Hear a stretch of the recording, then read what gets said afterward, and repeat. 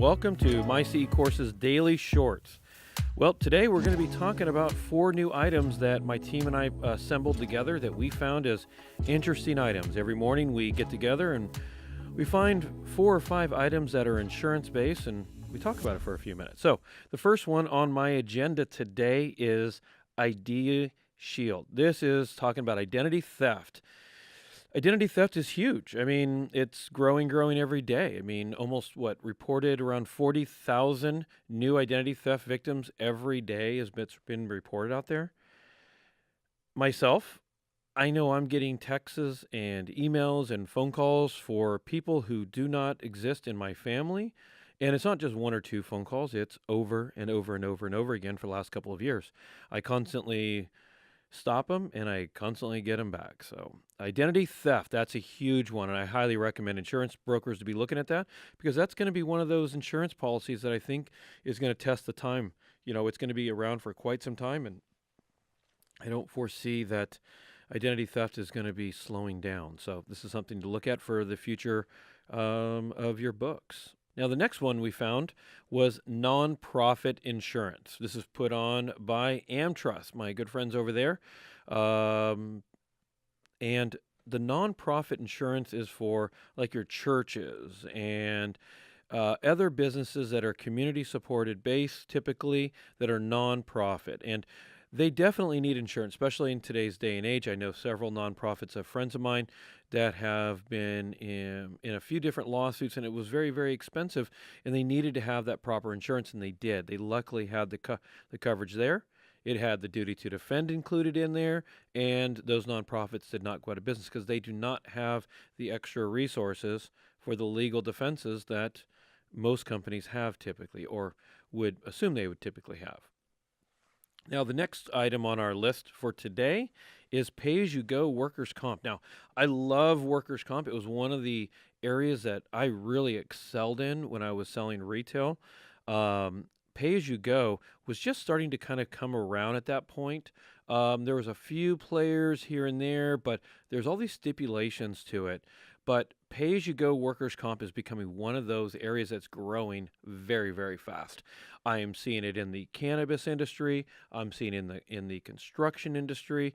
I'm seeing it in a lot of your mainstream areas as well. A lot of mainstream companies are moving to this because it's making it easier. And I highly recommend pay-as-you-go, because you know what? At the end of the year, you know that you've paid exactly what you're supposed to pay, opposed to assuming that you'll pay XYZ. You'll assume that's based on the assumption of how much payroll you'll have, which you don't know. You may have more, you may have less, and at the end of the year, you could be owing that insurance company a lot of money. But pay-as-you-go really keeps those books super clean. So I highly recommend the pay-as-you-go workers' comp anytime you can get it. Massachusetts, cannabis, marijuana. Now, Massachusetts recently required a marijuana surety bond, and there are carriers coming out of the woodwork looking to try to cover this. Now, are they all succeeding? No, there's only a few out there that are actually decided to take the final steps, which was, actually activate those bonds or issue those bonds to those particular companies. But we're seeing a growing need in a lot of states. Now, what I have noticed in the trending of the surety bonds in the cannabis industry is this. A lot of the states that are issuing bonds at first will typically either remove the bond requirement altogether at some point or lower the bond requirements. Now, this is not 100% across the board. All states have done that, but a majority, if you watch the trends, you're seeing them actually be a little more tougher at the very beginning, saying, hey, you need this, and then pulling it back. And a lot of it has to do with the supply. There is none.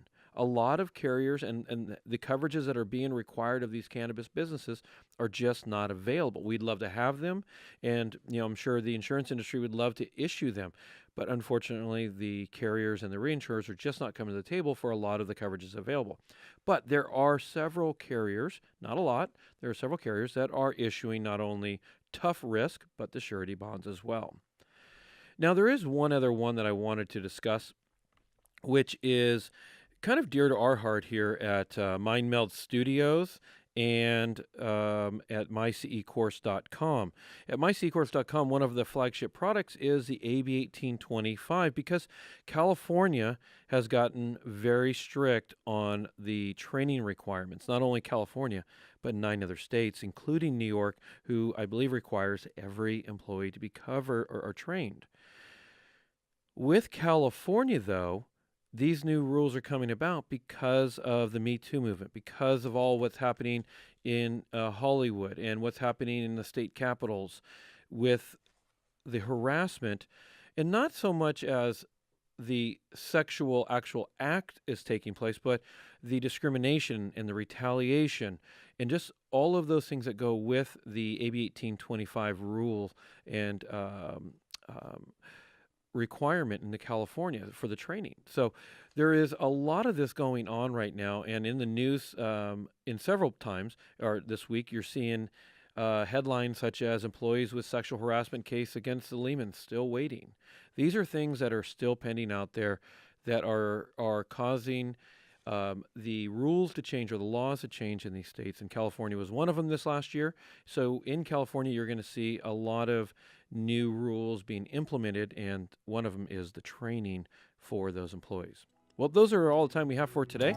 This is the shorts for mycecourse.com. Come on back to our website and check out some of our accredited and non-accredited courses. Thanks a lot. Talk to you soon.